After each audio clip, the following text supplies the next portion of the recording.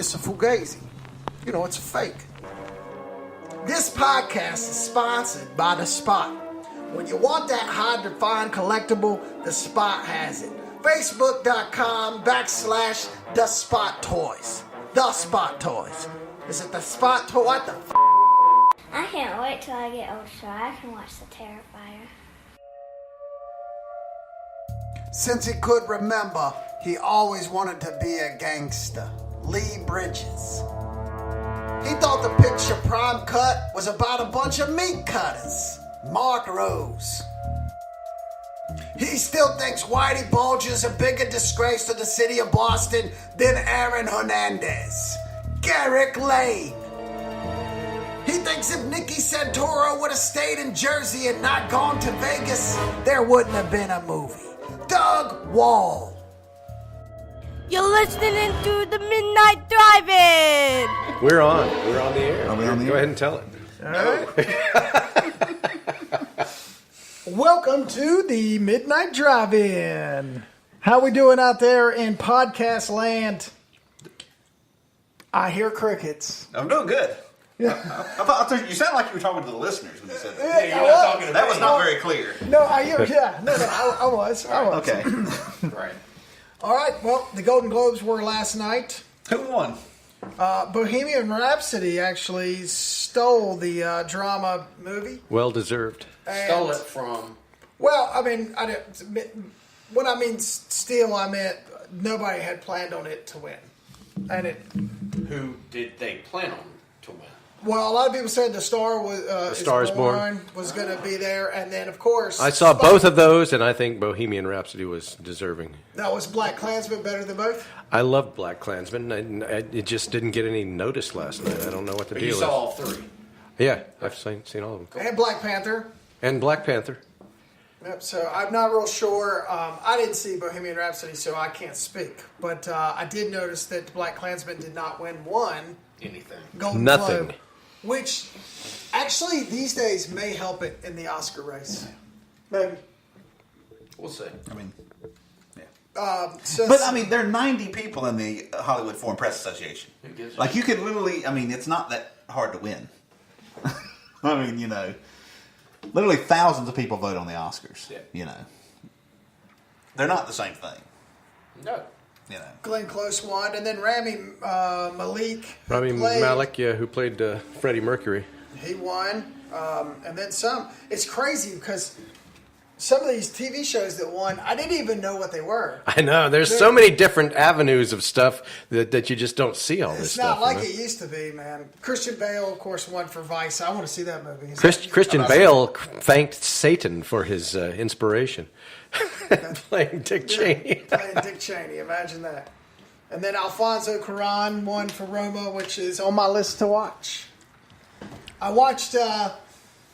what did you watch? They take the. They come. The Night Comes First. The Night Comes First. All right. What did you think? It was phenomenal. Yeah. In fact, I almost started it again. Right. Yeah. But Because there's so much stuff you miss. Oh, it's you know. it's so good. Yeah.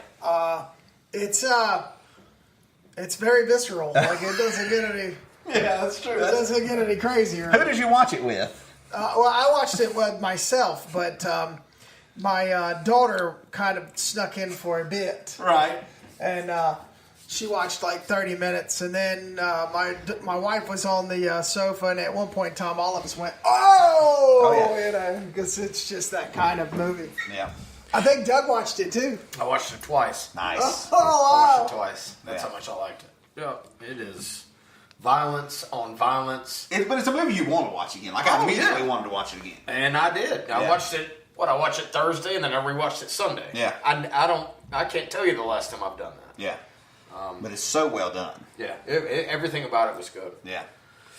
My favorite moment of the Golden Globes was the Jeff Bridges speech. I don't know if any of you guys saw that, but they did a retrospective of Jeff Bridges' career, which is just amazing. And his off-the-cuff speech was just fantastic. So if you get a chance to pull that up on YouTube, it was a Nice. great moment. We love Jeff Bridges for sure. Oh, yeah. Yeah, we. That's funny. Do you remember like when you were 11?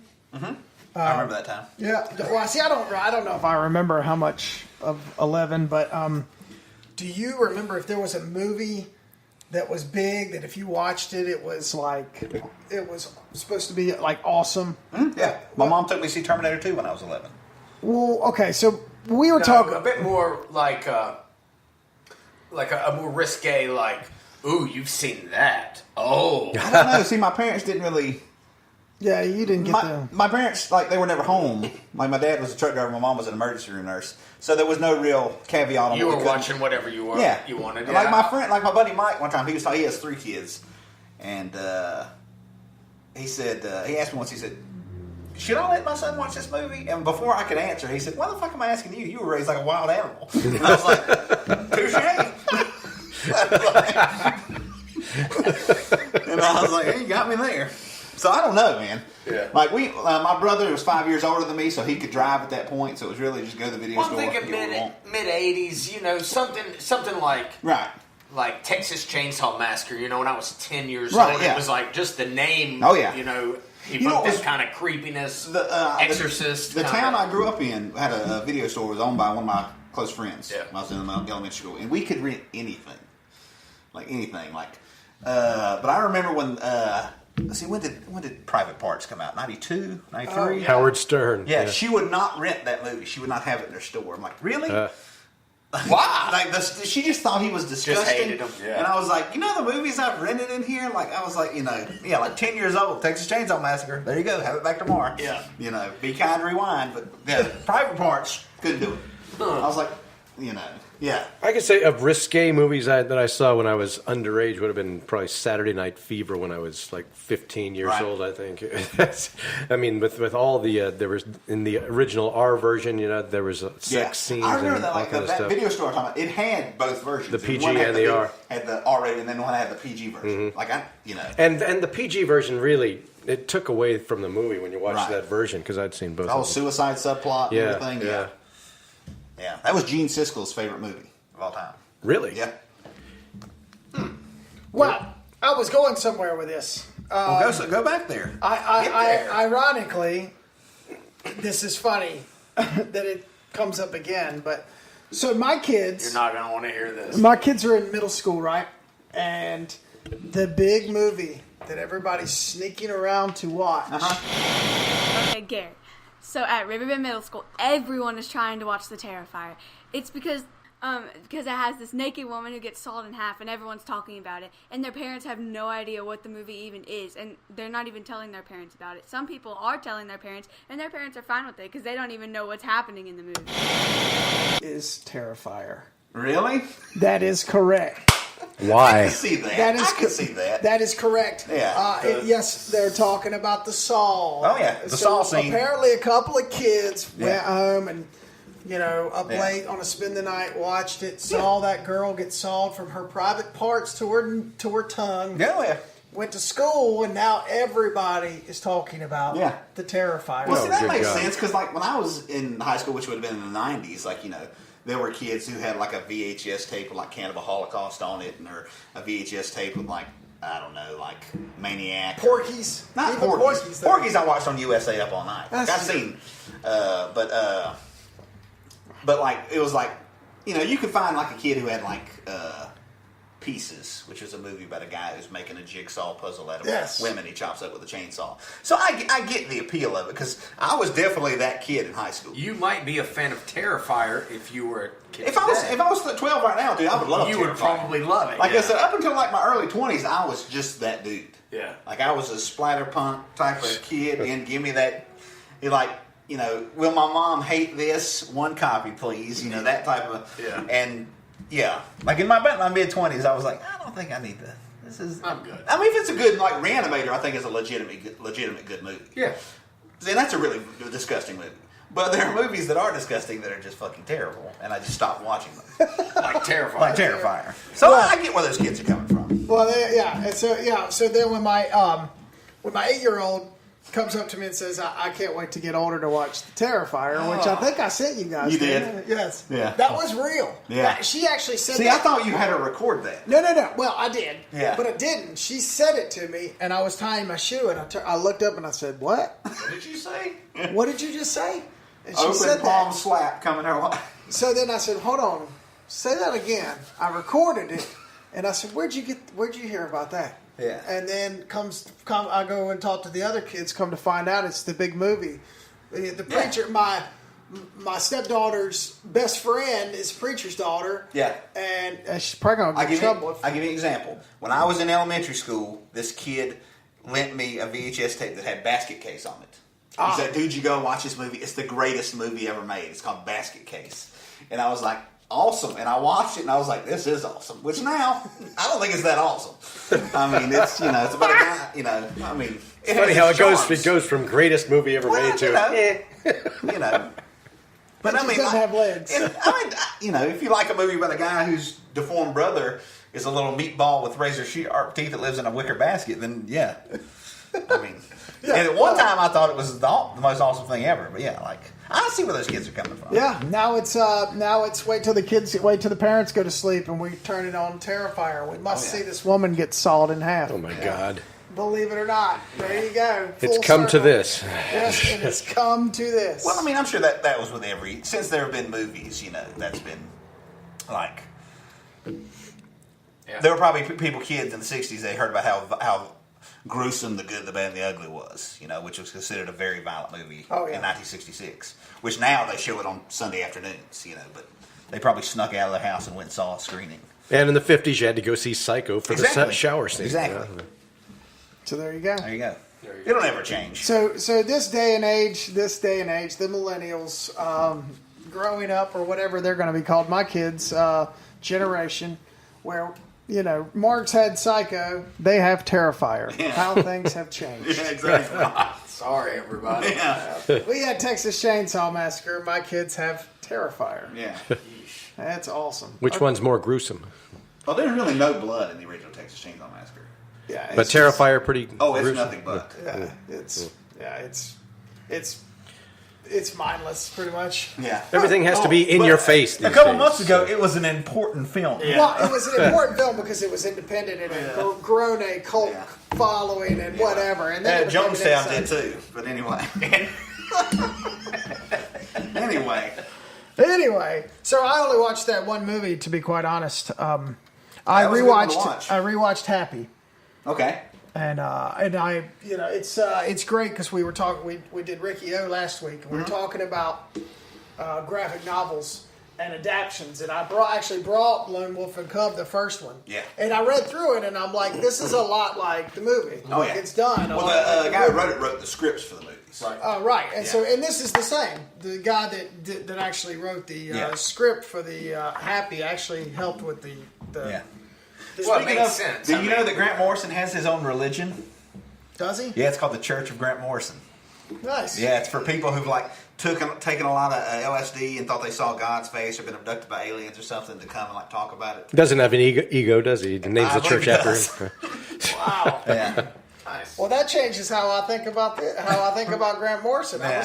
He's a colossal weirdo, but super talented. My big problem is they're talking about a season 2, and there is no material for season 2. But as long as he's involved with the creating it. Agreed.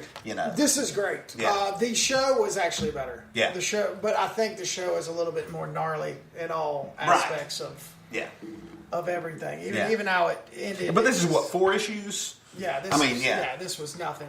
And this ends, It ends pretty much on point, but they kept out a lot of stuff. Yeah. Oh yeah. But it, like say, Doug, who did not like Ricky O. It's funny because it really is. If you look at graphic, and he actually said, this wasn't for him. It's funny because this is the kind of stuff I love, and for some odd reason, I appreciate it more when I read the graphic novel and see the movie and go. It's not that I don't like it. I'm just not in the fucking mood for it. The times I've tried to watch it. Yeah. Okay, I'll try again. Okay. Well, satisfy you. take some LSD, man. It's right up our alley, dude. Don't take LSD. Hey, now you're talking illegal stuff here. Don't do that. Well, not for long anyway. Yeah. So there you go. Did you watch anything? I'm done. I'll stop talking. Great. Can't wait. I watched a couple of movies. I watched UHF with Weird Al Yankovic and a couple other guys. Kevin McCarthy. Yes. who is one of my. I love that guy, dude. Oh, I do too. And I absolutely loved him in that. I loved him in The Distinguished Gentleman, Twilight Zone, Inner Space. Yep. Like, I am in a movie with Kevin McCarthy. Really? What movie are he you in with was Kevin McCarthy? awesome. Wesley. It's called Wesley. It's about the life of John Wesley. Oh, awesome. Oh, even June cooler. Lockhart is in it, and Kevin McCarthy. Yeah. But watch that with Oliver Mann, and he loved it. Yeah. I How old is he? He's 10. That's the perfect age to watch. He'll be 11 in February, dude. He was all about it. Like, he was like, at first, and then, a couple of scenes went, and I was like, are you good? And he was like, oh, yeah.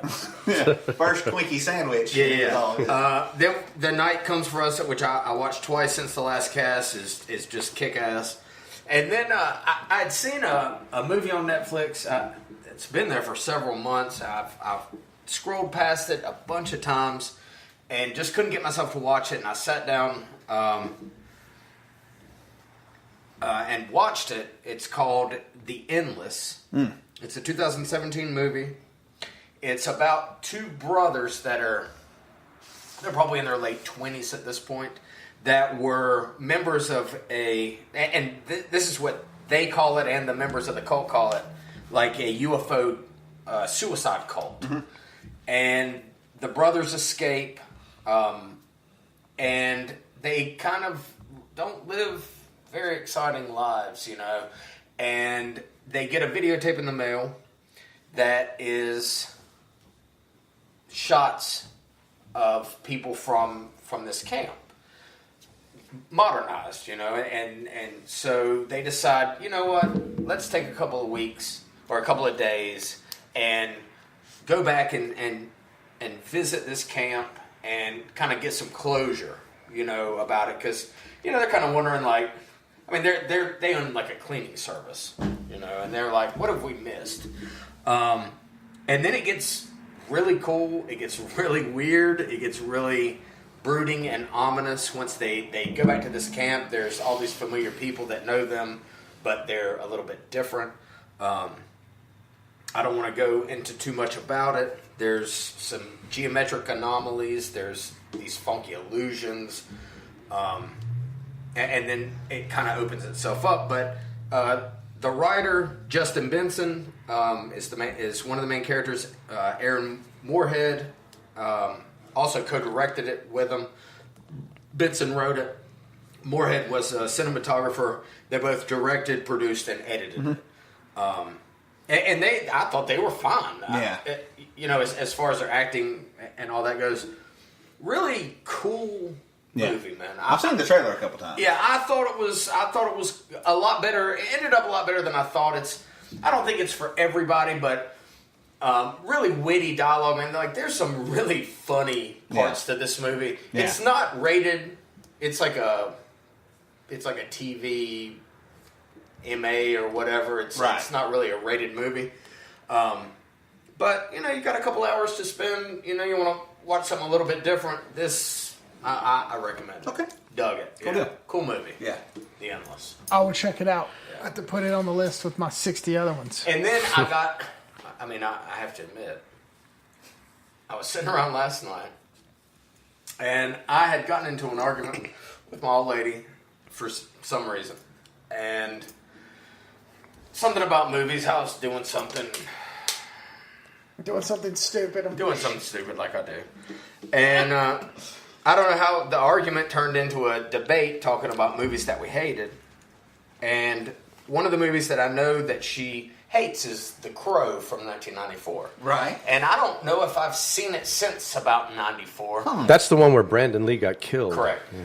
And I knew that she was on her way home from work, so I was like, fuck it, I'm going to put it on just to be a dick. So I did, and I suffered through it, man, and it's really not good. It's very 90s. It just, there is so much potential that Brandon Lee had, and you can see it. Yeah. And I hate that had to be his, his last movie. Right. But yeah, I'm going to have to concur with Jody on that one. Shit. And that was shot in Wilmington, too, I believe. Yeah. The guy who wrote the script, David J. Scow, he just released a book last year that's half short stories and half essays. And one of the essays is what he says happened with the whole gun thing and the gun tech, With the Brandon Lee, safety tech being let go and letting some grip deal with the. And I've wanted to get, but the book's like $40, and I just hadn't got it. Yeah, it's like damn. And there's only this one little piece of information to really. Oh no, I've read some of his books and stuff. Like they're really Google it. They're really good. I mean, but like he's like he's written tons of movies and books. Well, and that whole thing, seeing Brandon Lee and thinking about everything involving his father and the mysteries around his death, and then the mysteries around his death years later. It's just it was kind of creepy. The guy who played Fun Boy was the guy who had the gun. The guy with the guy shooting up morphine, and that kind of like that sort of changed the direction of his life. Like he ended up having a huge drug addiction after that. Yeah, and he actually passed away like a year and a half ago. No shit. Yeah, That happened in Wilmington. yeah. I remember. 94. I was sitting at my grandmother's house and it came on TV. Yep. Yeah. Back when it was Dino De Laurentiis Studios. Oh, yeah. There, yeah. What was the story? It was just What they said happened was that there was a gun. You're supposed to have a gun safety expert. Generally, it's an off-duty cop or something. You're supposed to have two. And the studio had let the guy go, and there was like a grip doing it. And blanks, it's a bullet, but it has a little piece of wax paper on the front. Right. A piece of wax paper had gotten jammed in there from the previous shot, and when they clear the gun, the guy he looks in the barrel, make sure the barrel's clear. There's a whole thing, live weapon on set. You check it, make sure it's good. This guy's a grip or whatever doesn't know to do that. The next blank goes off. It shoots that piece of wax paper, hits Brandon Lee in the temple. No. It becomes a bullet at that point. And that's I think the official story. Then of course you get into the whole curse thing with his father and all this bullshit that people that has been, So he was shot in the head with a blank. Yes. But it's going so fast. Which had happened on a TV show in the 80s, like a spy show. I can't remember the name of it. Oh man! I know that guy. He was just messing around, and he went like that, and the wad of wax paper hit him in the temple. Like that's happened before. Yeah. Wow. I cannot remember the name of the show. Was it? You remember the show Voyagers? The time travel show from the early 80s? It was that same guy from his next show, and I can't think of his name. Yeah, real handsome, real Buck Rogers looking dude. Mm-hmm. I can remember, but I'm so non-specific about. Yeah, it's like once something gets in the barrel and that blank goes off, it's a bullet. Yeah, it's Yeah, and blanks now are made differently. I believe. Now there's nothing. It's basically like it's not. Before it was just a bullet without the. It was a shell casing without a bullet in the end. Right. Now there's a shell that comes out and the gun makes the makes a noise. And a lot of times they don't use like Robert Rodriguez for the last 20 years. He's just done digital muzzle flashes. Like he just uses like rubber guns. He's like it's safer, it's easier. Yeah, we're making a movie. Exactly. And you wouldn't know it. No, unless you stare at it. Yeah. And then after they actually finished the movie, it was close to finished, right? Yeah. He was in the middle of shooting, and they had to digitally. When he comes back, and he's like all covered in mud and everything, and he comes out of the grave, they digitally put his face on another guy's face. Wow. Yeah. And I was like 75% done. Basically. Yeah. I didn't really. I was kind of looking for those off. I love the guy who plays Top Dollar. Yeah. I love that guy. He's awesome. Yeah. Well, he was also. Yeah. He wasn't the sheriff of Nottingham. He was the brother. He was the brother. Yeah. He was the brother, He has in the Jim Jarmusch movie Dead Man with Johnny Depp. He has my favorite line in that movie when they're getting ready to go do. He's the head bounty hunter. He's like, "Calm down, boys. Rome weren't built in a day." Yeah. Of course, I wasn't overseeing that there operation. Yeah, he was good. Yeah. It just wasn't a very. It's unless you want something that is just reeking with 90s. Kind of like the movie we just watched tonight is reeking with 70s-ness. Yeah. Absolutely. If you're not in that mood, The Crow is not for you. Yeah, immediately the music, it just made me want to... Like when they're in that heavy metal bar and there's that terrible alt-rock band I was like, singing, and you're like, oh, no. Oh, yeah, that was... Look, you can see in my notes, it was note 1, like, fucking music is awful. Yeah. Which brings us to tonight's movie. What did we watch? What did we watch? That was... We watched, from 1972, Prime Cut. Prime Cut. Directed by Michael Ritchie, who was a comedy director. He's most famous for directing the original Bad News Bears of Walter Matthau and Fletch. Those are probably his 2 biggest hits. Okay. He directed tons of movies. And this is it's this weird, I think this was his 3rd movie, but just this weird Midwestern. It's a weird movie. Midwestern gangster movie. Kind of gangster movie. Yeah, I don't know. But it has gangsters in it. It's about gangsters. It is about gangsters. Yes.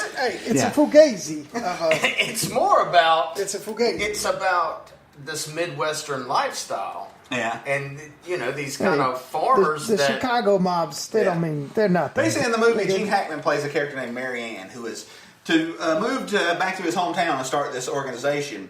He's borrowed $500,000 from the Chicago mob.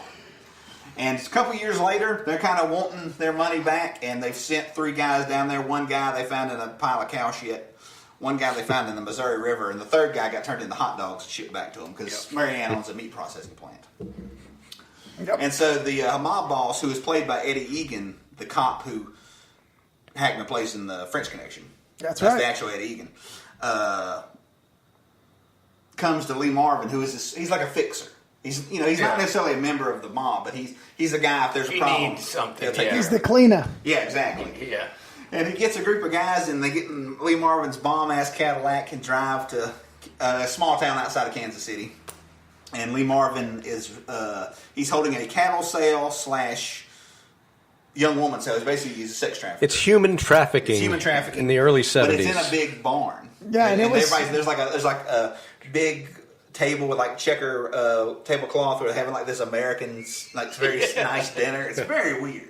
Yes, and there's cows in some of the stables, and then there's actually doped up naked girls like such as Sissy Spacek. Sissy Spacek is a naked girl in it. Yes, actually, like in her first movie role, they look like Easter eggs in a little basket. Yeah, they're just kind of sitting there, and they're completely naked. They're completely naked. Yeah. So these men can come up and bid on them like it was a cattle sale. Yeah, they're buying women or cows or whatever else. Yeah, or heroin. Yeah. Yeah, and Lee Marvin sort of he sees Sissy Spacek's character and sort of takes pity on her and just grabs her. Basically tells Gene Hackman, I'm taking this one on the house. And then basically the rest of the movie is these 2 guys trying to kill each other over this $500,000. And it's a very simple movie, but the story in itself has a lot of different parts to it. Yeah, it's cool, man. Yeah. It's an Easter egg. It's a time capsule of 1972. It is, It really and it was is. good. Oh, for sure. I loved it. It was. It had Lee Marvin in it, kicking ass, and saying his one-liners perfectly, and just looking like a and badass. his white shoes. Yeah. Well, because that's how he does it. he dresses awesome in this movie. Yeah, and Hackman is the bad guy, which I am always. Yeah. Oh yeah. Well, if you're going to say that there's good and bad guys, they're all bad guys. It's just Lee Marvin is the nicer of the bad guys. He's the gooder of the bad guys. He's the gooder Bad guys. And Spacek, as beautiful as I've ever. She's gorgeous. She is blazing hot in this and naked, and that was awesome.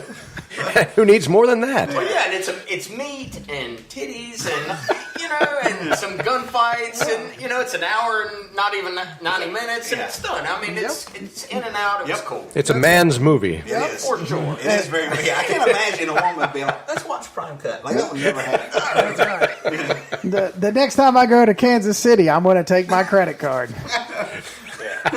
Bring a lot of non-sequential 20s.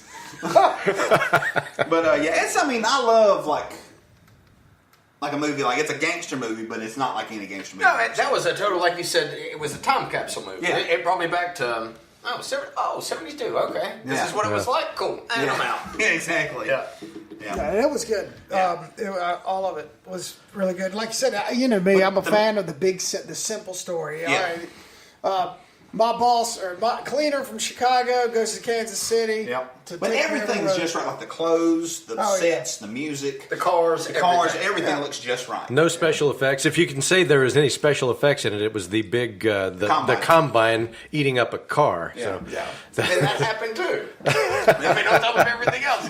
Because that could not happen, I don't think. Well, I'm not sure. But we watched it. Sounds like Mary Ann would have a combine that could take some shit. He's not going to get like a regular. That's not a floor model. No, definitely not. Yeah. Cool movie. Yeah. Yeah. Quick and cool. Yeah, exactly. That's how I like it. And it did not drag. No. It's like we got in it. And next thing I know, it's 40 minutes in. Then we're done. I was like, all right. Awesome. Oh yeah, it hits you hard. You open up this. He opens up. You see these guys chopping hot dogs at the beginning, and then the next scene, Guy comes, says, "Hey, They're in we need Chicago, some and it's help. like, hey, we need some got help in our buddy Kansas City." Murphy here is a fucking pack of hot dogs. We need some help, Lee Marvin, and he's on the case. And that's Billy it. Marvin's just literally sitting in a bar being cool. Yeah, like trying to, every girl in there's eye fucking him, and he's just like, can't you get somebody else? Oh man, I've gone through 3 guys. All right, I'll take these 3 guys with me, and we'll get it done. Yeah, exactly. Yeah. I'll come back and have sex with all these women Yeah, later. and I've never had any doubt about the outcome. Yeah, no. Which is fine. I mean, certain movies I want doubt. This is not one of them. No. It was like, I want to It's like a paperback detective novel. Yeah, like I want to see Lee Marvin You know. say one-liners and kick ass, Yeah. and that's exactly what I Yeah, got. because it builds where especially where the girl, we find out the girl was gang raped by like however many guys were in there, and then it's she like, had a lot okay, of- she had a he's lot got of to dials in her die. hand. He's got to die a horrible death Yeah, after that. hobo scene. raped. Yeah. Jeez Yeah. Louise, that was terrible. Yeah. Great movie. Yep. If you've never seen it, check it out. Check it Yeah, out. I mean, it's good. not going to I blow think anybody away, but it's for what it is, man. Yeah. You know, Yeah. it's You have exactly to what I enjoy wanted and it. thought it would be. I think you have to enjoy movies, though. Like you can't. It's a I movie couldn't movie. tell. I couldn't tell a 22-year-old No. millennial, "Hey, check out Prime Cut," and have him enjoy it. I think it would I have. can't tell a millennial to look both ways before they cross a street. I can't tell a millennial to But- get off his fucking phone for Right. 5 seconds and talk to me. How old is your daughter who was transfixed by The Night Comes For Us? You know, that's not a movie you would show a young person. But the storytelling's so not a good. normal She got human up. being. She left, but she. No, but she's out there for 30 minutes. She got there right before the butcher Oh, scene. the butcher scene is awesome. She was at the kitchen table All of eating. it was so You want to see a good. guy get stabbed with a She's hoof? at the kitchen table eating, and then she would look over. She hears those violent noises like She's this. like, oh, what's Yep, happening? and then slowly the fork just kind of stopped like this. Transfixed by it. And then the fork went down, and then she went to the sofa. And every fight scene in that movie is like 35 minutes long. So of course, by the end, Awesome. by the time he drives the bone into the dude's chest, everybody's like, "Ah!" Oh, yeah. Awesome, yeah. awesome movie, dude. Yeah. Yeah. So, but Prime Cut, she'd never watch it. No, she never watched it. Never, never, never watch it. Yeah. It's just a good movie out of the early 70s. The early 70s just had a lot of good stuff like that, you know. And that's the thing. This wasn't like a major movie. Like but you could go in the 70s. I'm sure you could go see a movie like this any day of the week. Yeah. Not necessarily this time, but a movie of this quality. Yeah, and that explains why I've never seen it, because in the early 70s, I was watching the CBS late movie, which this would never be on TV. Right. No. There's no way they could cut this Nor for should it TV. be. Yeah, they cut everything. This movie would be 40 minutes long. It's just Lee Marvin driving around. They cut out all the violence. Yep. But yeah. Prime cut. I like I just gangster wait. movies, It is a gangster movie. Yeah. It's not like the normal. Like when people say gangster movie, they Right. say, Well, how do you they want think to the how do you want to talk Goodfellas. about gangsters? This was an Irish gangster movie. Right. It's not an Italian gangster movie. It's not a like a smash and grab movie, which with a gang, which is still a gang movie, Right. To me, Yeah. You know, like Snatch. sure. You don't think about country bumpkins from Kansas City, you know, from the farm, you know. Yeah. So Kansas City was a big prohibition town. Yeah. It really Yeah, was. they have it. They have a casino. They're That was always based on a Kansas true City mob boss, story. yeah. All the mob bosses were based in Kansas City Yeah. because it was late. It was like a low. Remo, this fucking degenerate gambler. In the book Casino, when they popped the guy's eye out with the With the vice, Yeah. that was actually earlier. That was when they were in Kansas City and the guy robbed Remo's wife. Like, that was why that happened. Because the book's very different than the movie. You know, it's just a bunch of stories. Right. But yeah. I mean, but you got Public Enemies. That's a gangster movie. Right. Even Road to Perdition Yeah. is a gangster movie. Road to although it's a Perdition good- for sure is a gangster movie. Is that, It's what Paul Jude Law Newman? is. Yeah. Paul Yeah. Newman, Yeah. Tom Hanks, and Jude Law. Yeah. If you've never seen it, I Yeah. highly recommend Based it. on a comic? Yeah. Yep. A graphic novel, like we Yep. were talking about. Yeah, it's an awesome movie. And some of my favorites, I wrote down a small list. My all-time favorite gangster movie, my second favorite movie ever is Miller's Crossing. Miller's It's Crossing. badass. I love On my it, list. everything about it. And I also wrote down I didn't write down like a best of list because then you're talking about No. Scorsese and that's everybody's heard that. Yeah, I've So, got some off the cuff. I've got one from French one from 2009 called A Prophet, which in France, like a couple hundred years ago, they put all their criminals on this island called Corsica off the coast of France, which turned out to be a terrible idea because then all their criminals were in one place. And so cut for 200 years later, they're really good at doing crime. That's who, the French Connection, those were Corsican mobsters. And this guy, he goes to prison, he's Algerian. And like the Muslim, like half the prison are like North African Muslims, and half of them are Corsicans. And he's like half Algerian, so he's not. He's kind of in between worlds. And he gets to basically be the Corsican mob boss's like butler, basically. Like the Corsican guy runs this prison. And the cops decide they're going to leave the mob boss in prison but parole everybody else. They're trying to split up the organization. So then this Algerian kid becomes basically his eyes and ears. And he sort of consolidates all the power in the prison. And it's an awesome movie. Cool. It's you kind of see this guy, like it's like he starts out his first day in prison, scared shitless, and at the end of the movie he's just a badass. Like he kind of goes from this guy like, oh, I have no idea what I'm going to do, to like he's running stuff at the end of the movie. And when was that movie? 2009. It's called A Prophet. And actually, a movie I rewatched like 2 days ago. I rewatched Layer Cake. Yes. British gangster movie. That's on my list. And awesome movie. Matthew Vaughn's first movie as a director, which he produced Lock, Stock, and Snatch It before that. But, and then now he's doing the Kingsman movies. Yep. And my second British gangster movie is from the early 80s. It's called A Long Good Friday. Yep. It's with Bob Hoskins and Helen Mirren, and it's a really good British gangster movie. Yep. And I have just the Yakuza Papers. A series of Japanese gangster movies, and City of God, the Brazilian gangster movie. And do you ever go back and watch any of the old gangster movies like James Cagney or White Heat? Yeah. Oh, yeah. That's taking back to the beginning of the gangster film. Yeah, original with Paul Muni. Yeah. Oh, yeah. Yep. Have you seen Rise of the Foot Soldier? I have. But, like it? I did like it. There's like 3 movies about those guys. The Rise of the Foot Soldier is by far the best. I've seen 2 of them. One is terrible. The Rise of the Foot Soldier is, they call it the second Summer of Love in '88. Yes. Basically, when electronic dance music became huge, and these guys are like soccer hooligans, and then they sort of become this ecstasy mob in England. And then it all just sort of falls apart. Like in the early 90s, they all sort of like turn on each other. And it's an awesome movie that no one has ever seen. And it feels like you watch it. It feels like it's a documentary. Yeah, the it really way does. They shoot it and everything. Yeah, It's like, it really does. Really good. The Rise of the Foot Soldier was definitely on my list. Oh, yeah.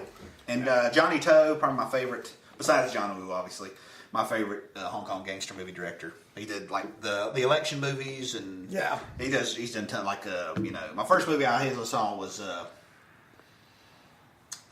Full Time Killer. It's basically a hitman movie about guys who are obsessed with movies. So the main killer, he kills people like in scenes from movies, like Point Break. He kills a bunch of people with a Bill Clinton mask on. And he fills up a guitar case with guns and like does a desperado scene. He's this really weird guy. But it's just Johnny To's movies, they're all super stylish. We'll put some of these more or less known gangster movies on the website. Yeah. Donnie Brasco. Oh yeah, that's a great movie. Oh, it's my favorite. Is it your favorite? No, it's not my favorite. Okay. It's kind of like Jaws or like Raiders. If you take the Raiders and Jaws or gangster movies, if you take Goodfellas and Casino, Bronx Tale, Goodfellas to me is absolutely is the best gangster It's movie the best because one when it came out in 1990. Yeah. I was 15 years old and I thought it was the best thing ever. I watched it over and over, and it made me go back and actually in 1990 there were actually 3 gangster movies that came out that I still own and still they kind of are above all else in my mind. King of New York with Christopher Walken. Yep. And State of Grace. It's an Irish. Oh yeah. With Sean Penn. Sean Penn, Gary Oldman, Ed Harris. Those 3 to me, it's like all at the same time. I was Bill Carlson was 92. Yeah, I'm like gangster fucking everything. Like I just thought it was the coolest shit. Yeah, that was when because Goodfellas that came out. And it was so popular. It was just generating it. And there were some before then that I liked, but it's like it took me seeing these other movies to really kind of go back and watch it. Like De Palma's Untouchables from '87. It's awesome, and it still holds up. I just watched it about 6 months it's great. ago. Yeah, it's still a killer movie. When Connery gets shot up and he's crawling through that place, dude, that's crazy. A couple years later, Carlito's Way. Yep, also De Palma. Yeah, with Pacino and Sean Penn again is just Scarface. an awesome movie. Nobody talks about him doing gangster movies. They always talk about Martin, but the fact is, Brian De Palma. Yeah. Kind of owned that shit for a decade. Yeah. They did. You know, until Goodfellas, and then it was like, all right, sit down. Yeah. They did.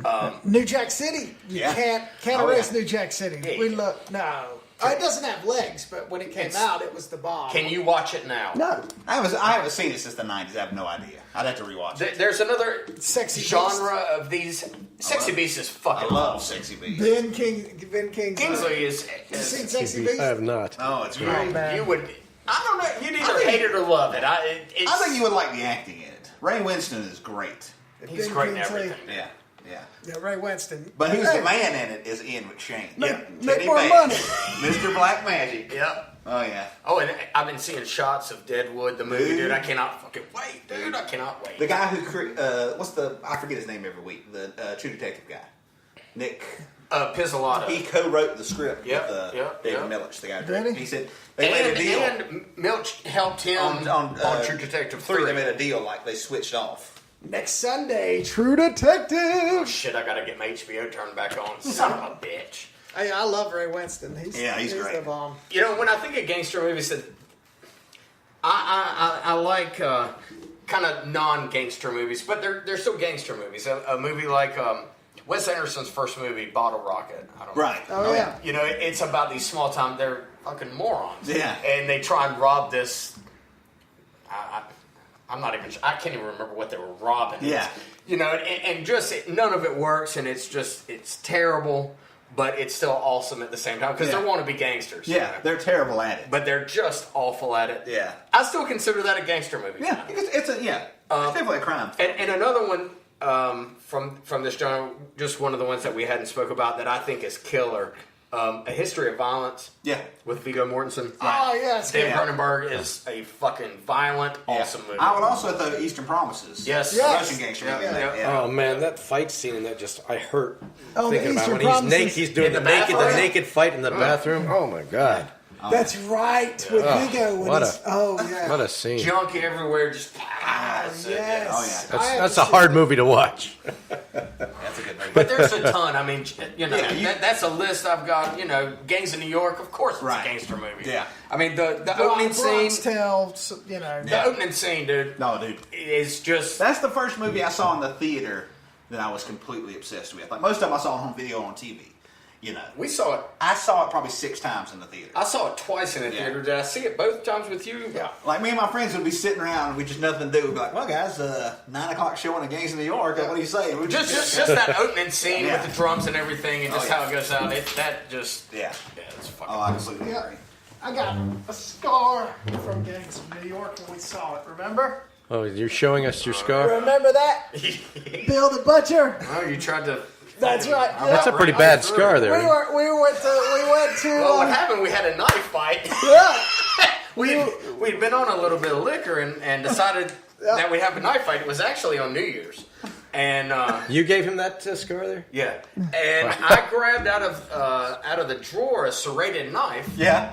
and The Pope's New Army. and we were like, you know, having it out, and then I just went, and the next thing I know, I saw it open up, and then the yellow came out.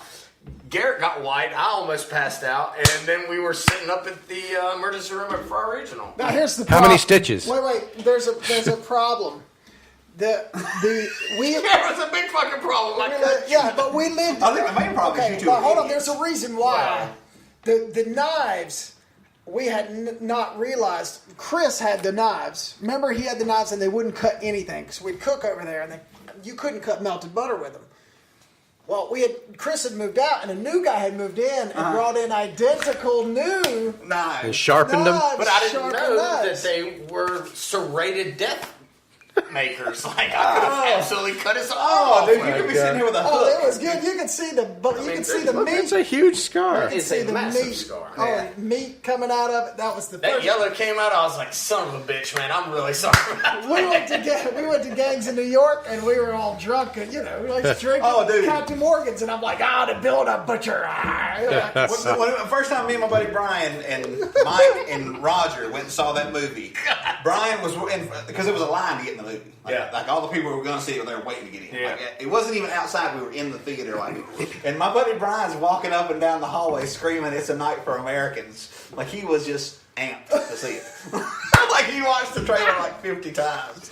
And, because he was just, he's that type of, like, he was just, I don't know, he would do stuff like that. Like, if it was a movie he wanted to see, he would wait outside for the previous show and scream, greatest movie ever face. He'd be like, he wanted to see somebody just smiling, like, greatest movie ever face? Shit, no. Another guy would come out, greatest movie ever face? Fuck. That's awesome. I had a couple more facts I forgot. Yeah. About Prom Cut. Lee Marvin, Gene Hackman were both former Marines. Yeah. And I did not know that Lee Marvin actually fought in World War II at the Battle of Saipan and got a Purple Heart for it. If you see the movie, That's a great story, yeah. Which he is in, the Sam Fuller movie from 1980, the Big Red One. That was where Lee Marvin was. Like he was. It's a big battle. Yeah, I mean, these strings of islands, and we killed a bunch of them. Yeah. And Hackman, man, god dang, I love him. Oh, dude. I hate he's retired, man. I mean, just some of my absolute favorite characters. Yeah. In any movie anything I've ever seen, like Little Bill from Unforgiven. Oh yeah, is just an absolute fucking monster. Him and the Firm, man. Crimson Tide. Royal Tenenbaums, like, dude, even as funny, like the Birdcage. Yeah. He was fantastic. Oh, yeah. He was great. The Birdcage. What about Lex Luthor? I watched. I watched a movie from the earth. I got it at the Dollar General. It's like 99 cents. I hadn't seen it since I was a kid. It's called, what was the name? It's him and Dan Aykroyd. Dan Aykroyd's a cop who has split personality disorder, and they're going after these like neo-Nazi guys. But everything that a cop does is one of Dan Aykroyd's triggers, so he can't drive. So when Gene Hackman makes him drive, he turns into Rusty Wallace, and he's like slamming into people and stuff. It's terrible. But I hadn't seen it since I was like 10. I don't know. We've got to find What is the name of this movie? Oh, I can't even think of it. But Was Gene Hackman in Deliverance? No, that's John Voight and Burt Reynolds and Ronnie Cox. But Hackman, awesome career. Yeah. And this Prom Cut, it's a blip in your whatever, but you were still Gene Hackman, and it was fun. Excuse me. Wow, what was that? Can you say that again? We don't have subtitles. That one slipped there. That's what happens when you're drinking beer on the podcast. Loose cannon. Loose cannon. Loose cannons. It is not very good. It has got a 4.8. It's a little generous. Look, directed by Bob Clark. Bob Clark, yeah. How about that? It's directed by Bob Clark. But like, it's... And there's like a guy, this old German guy who has the footage of Hitler being assassinated.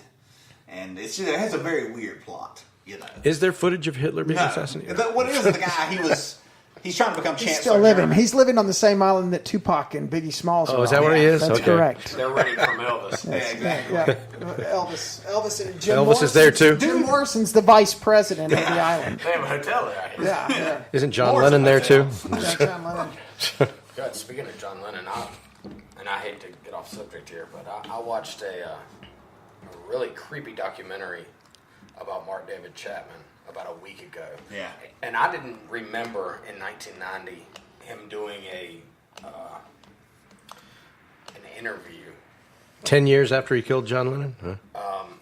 And talking about it, and it was fucking creepy, man. And the fact that the night before he had shot him, there was a cameraman who was out there who took a picture of John Lennon signing this album cover for Mark David Chapman. They're both in the frame, and it is one of the just... Yeah, I've seen that Oh, that's picture. right, because he went down and got his autograph. I don't know why it bugged the fuck out of me, man. That's what I'm saying. Like, there were always people wanting John Lennon's autograph. So it wasn't a big deal that there were people. Well, he had done it the night before, yeah. And then he came back the next night and made eye contact with him, and Mark David Chapman's like, I know that he knew who I was, but I don't know if he knew why I was there, and he just walked past him, and then Mark David Chapman turned around and did he say why he did it? He just did it. He was just obsessed with him. Yeah. Well, because he thought he was him. He wanted to kill himself in order to become Mark David Chapman. He wanted to kill off that part of him that wasn't him. So he could become John Lennon. Right. Yeah.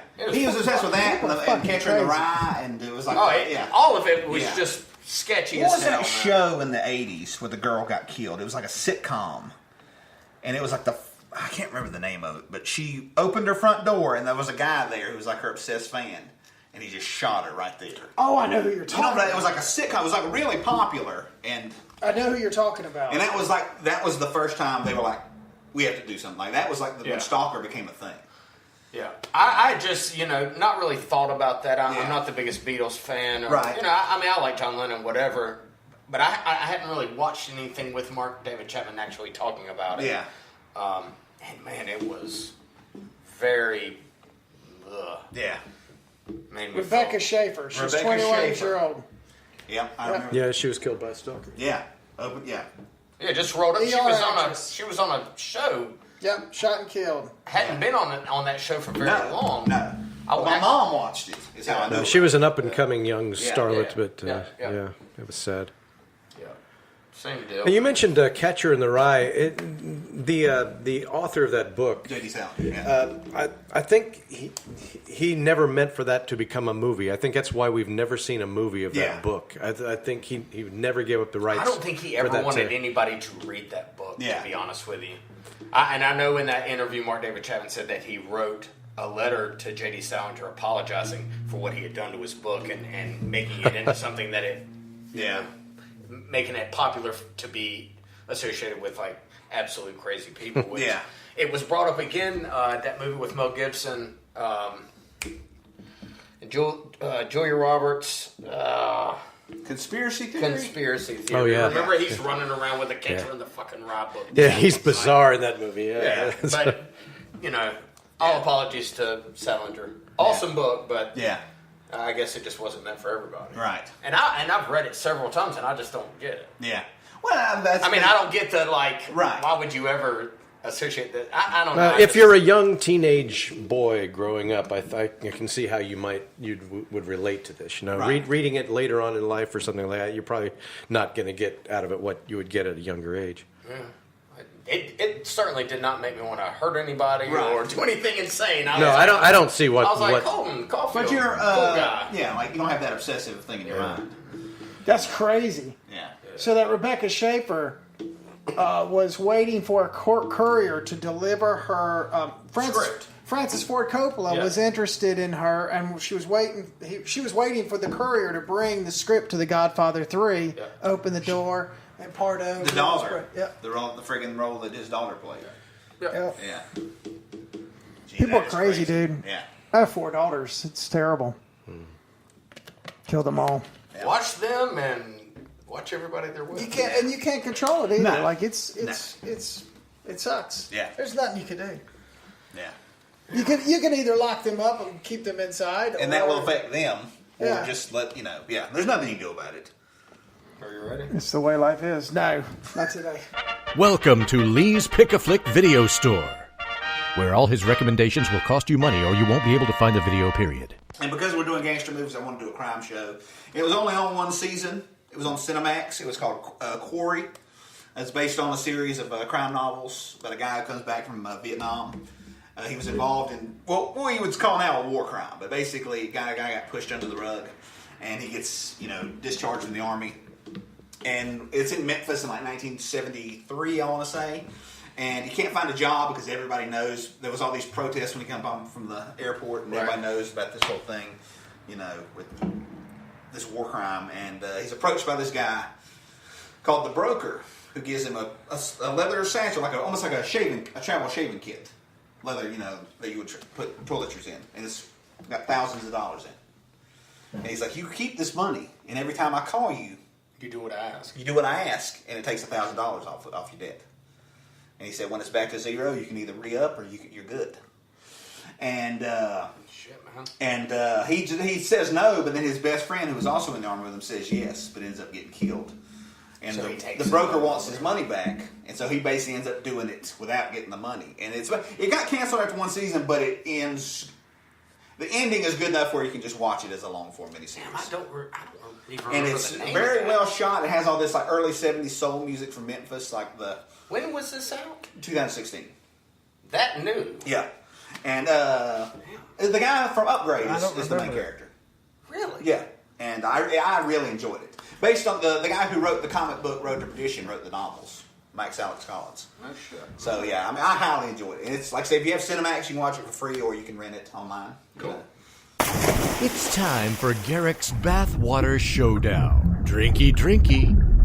We had a double feature last week. Nicole Kidman against Amber Heard in the Aquaman. And then I had from the bad vampire movies I'd watched the week before. I had Aaliyah against Kate Beckinsale. We didn't even get to the Aaliyah Kate Beckinsale bathwater showdown because the Nicole Kidman Amber Heard was so close. It was fantastic. Like 1 minute it was tied, and then 1 minute Amber Heard would be ahead, and then the next minute it'd be Nicole. Nicole ended up winning at 53%. As it should be. As it should be. There you go. So take that. Fuck off, her fans. Yeah, there you go. But so this week we're going to take it back to the 70s, man. Bell bottoms and big hair. Sissy Spacek's. Big vagina hair? Well, there was a little bit of that. A little bit of that tonight. Now let's do Nicole Kidman from Eyes Wide Shut. How about that? Oh, God. She win. Oh, hands down. She win everything. You were in any fucking thing you want, Mark, and she wins. Hands down for me. Sissy Spacek, actually, from tonight's, this is a first, from tonight's movie, we're going to do Sissy Spacek, her character Poppy, in prime cuts. You don't want to do Aaliyah? You're just going to leave Aaliyah? Yeah, we'll bounce it for the next time we watch her vampire band. movie bitches, you're out, done. We're taking it back to the 70s here. Taking it back to the 70s. Well, Aaliyah would have gotten my vote on that, I'm just saying. Oh, yeah, absolutely. Okay. I think we can all agree on that. All right. Well, Yes. then we have decided. Yeah, exactly. Well, there you go. So Aaliyah wins it with 3 votes to 9 to Kate Beckinsale. Yeah, sorry, Kate. But now, this one is not your grandfather's bathwater challenge. Yeah, oh, actually, this is your grandfather's challenge. It is. This one's the one right here. Let's sit down, but they still on TV. And anybody that hasn't seen Prime Cuts, you should watch this movie and then do this vote because Sissy Spacek is Smoking! Or at least do an image search. I mean, Yeah, she's blazing in it, man. Yes. She's smoking. Yes. Sissy Spacek's character Poppy in Prime Cuts will take on a slightly older but still smoking hot Sally Fields as Carrie in Smokey and the Bandit. And if you need any extra bounce on Sally Field, you can always take it back to the Gidget days. with a flying nun. You don't know what the fuck that is. I know that movie, but I just wanted to throw something really obscure out it doesn't matter because she's still beautiful. Oh, yeah, Sally Field absolutely. was beautiful. Beautiful. She was like my first little celebrity. Well, Alyssa Milano was my first celebrity crush. On Who's the Boss? Yeah, but Gidget, I guess Gidget came on Saturday mornings before cartoons or something. Yeah. And I think right before puberty, I Doing some started surfing? It was yeah. Oh, yeah. I know what you mean. You know, you get the little feeling down there when you see Gidget. You're like, what's going on? I'm having a Gidget in my britches. What's that Gidget in my bitches? Mommy, Gidget makes my thing move. What's going on?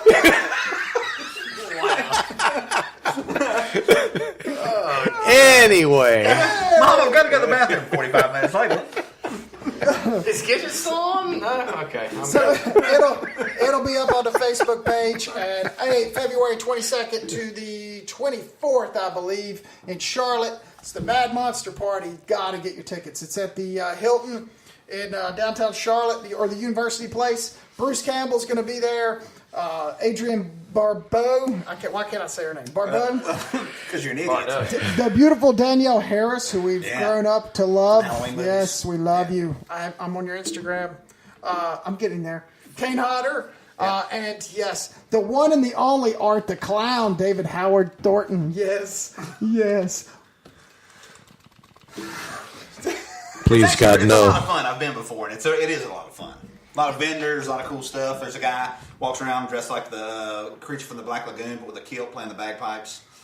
What do you do? You just buy stuff. You buy stuff, you get... If you want Just to get walk on around? around, I mean, just... it's a convention, dude. Well, I don't go. Well, then don't worry about They it. don't let me into places like that. I'm curious what the fuck goes on in there. If your name wasn't on that watch list, it wouldn't be an issue. There's 13. So there's 13 guests. They're sitting at like tables, and you come up and you're like, "Oh man, you're really cool in this. Give me an You go buy a autograph." T-shirt or a DVD or something. You got to buy something to get the signature. Yeah. Or you can get one of their pictures. Or you can, hey, I'll pay $5. Hey, And you Art, bring them a DVD and that. Art, but I'm going to get it for free because I'm going to be filming for them. But it's going to be great because I'm going to be in there like, hey. It's a people who are fans of stuff. Now, if they have a convention for people who hate everything, you can be the guest of fucking honor. It's I'll be the king of it's that. where William Shatner gets up in front of an audience and says, "Get a life." Yeah, that's true. Saw Adam West there like 2 years ago, right before he passed away. All right. Anybody else have any announcements? Go to the movies. Go to the Golden Ticket. They're still showing Mary Poppins and Aquaman because they're doing so well, but you got reclining seating. Yeah, go see And it's Aquaman. $5. And I'm just going to say this, and I don't want to get into a big conversation, but I really, truly, truly think that something is off kilter with the Golden Globes, because you had 3 great movies. If Bill could speak, you had Black Panther and Black Klansman, and Spike Lee is the director, and none of them got an award. Well, It's a conspiracy. I didn't care for Black Panther, really. Well, it was all right. It was okay, but It's going there, but I mean, yeah. But when they do stuff like No, this is what makes people talk. They should have given Spike Lee. Spike Lee will never make a better film. He will never make a better film than Black Klansman. They should. I would call that his masterpiece. They're going to end up giving it to him for Bamboozled too, because they have to. That's what's going to happen. No, they're going to give it. They're going to give it to homeboy that directed Jordan Get Out. Peele. Yeah, for his newest movie, Up or Out or what the fuck ever. That movie just looks weird. I don't even want to see it. No, nothing about it makes me want to see it. But immediately when I saw the trailer, all I saw the comments after was like, "Oh, it's Oscar worthy," and I'm like, "You fucking idiots! What do you mean?" Like, I don't see it. I think, what is this? I think the Black Klansman will do better At the Oscars. Yeah.